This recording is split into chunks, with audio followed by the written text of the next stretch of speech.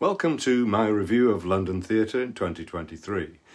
In this video I'll be reminding you of what wowed us and the few that were talked about for all the wrong reasons. And for what it's worth, I'll be choosing my favourite musical and play from this year's bumper crop. And you can always go back and look at my reviews of this year's theatre on my channel, Theatre.Reviews with Paul Seven. Musicals continue to dazzle and excite in 2023. Crazy for You made the journey from Chichester to the West End, with Charlie Stemp continuing to astonish with his athletic dancing, and that's on until the end of the year. Groundhog Day returned to the Old Vic with its jaw-dropping special effects and Andy Carl's comic tour de force.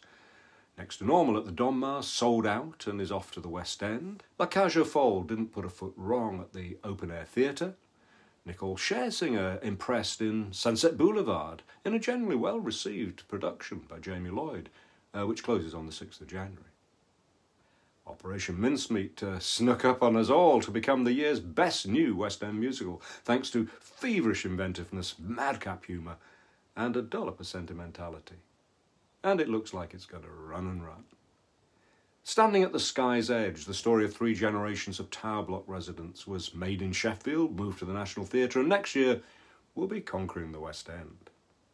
But my musical of 2023 was the Bridge Theatre's production of Guys and Dolls, a joyous version of Frank Lesser's classic, whose changing, swirling sets in the midst of a promenade audience was thrilling and delightful.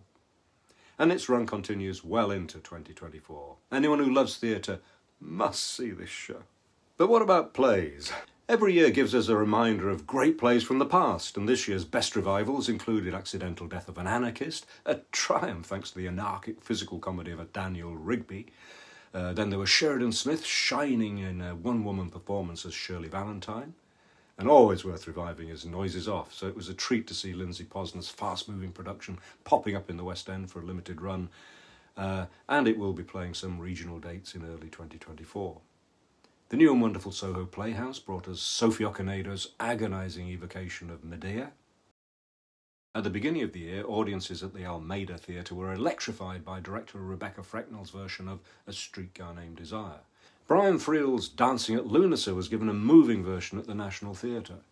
And talking of our South Bank flagship, what a great year for it.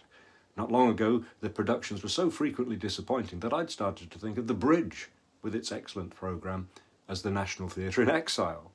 But the Bridge has now become a permanent home for Guys and Dolls, so thank goodness the National has again found its mojo.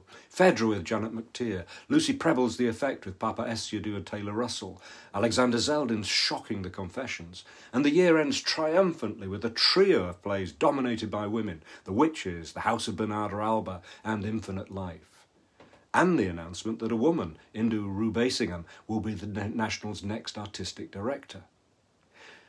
There have been West End transfers for 3 new works from the National Theatre. I've already mentioned Richard Hawley's Standing at the Sky's Edge, and then there was Jack Thorne's The Motive and the Cue, which took us into rehearsals with John Gielgud and Richard Burton. Definitely a candidate for Best New Play of the Year, although if I have to choose, I'll go with the uplifting Dear England by James Graham, with a remarkable performance by Joseph Fiennes as Gareth Southgate. Talking of new plays, I loved Retrograde at the Kiln, which confirmed the talent of young playwright Ryan Calais Cameron and introduced an impressive young actor, Ivano Jeremiah, whom I'm sure we're going to see a lot more of.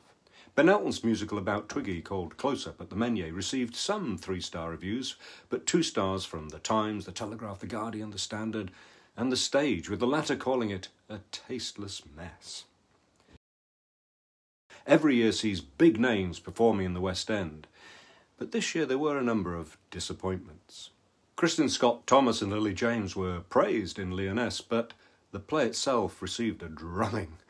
As star vehicles go, it's a car crash, said The Standard's 1-star review.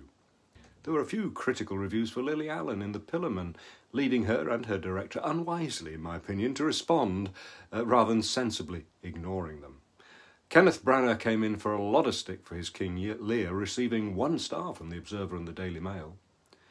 And although opinions were divided about A Little Life, we all agreed that James Norton was magnificent. On the plus side, Andrew Scott's Vanya was generally well received, and David Tennant triumphed as Macbeth, despite the audience being forced to listen to him through headphones. Sam Holcroft's play about censorship, A Mirror, with Johnny Lee Miller, another great production from the Almeida, deserves its upcoming West End transfer. Two top actors took on extreme challenges in 2023. Andrew Scott was impressive in Vanya, where he played every part in Chekhov's play. But even more impressive was Ruth Wilson, who spent 24 hours on the Jumvik stage acting out the same scene with different partners, some well-known actors, some from the audience, in what must be the performance of the year. The year's worst turkey to land in the West End was probably Simon Nye's Crown Jewels, which received 4 2-star reviews and 3 1-star reviews, including the Standard, which described it as can't be arsed crapness. And veteran theatre critic Mark Shenton said it misfired on all cylinders. Oh well, you can't win them all. Roll on 2024. I hope you enjoyed this review and found it useful.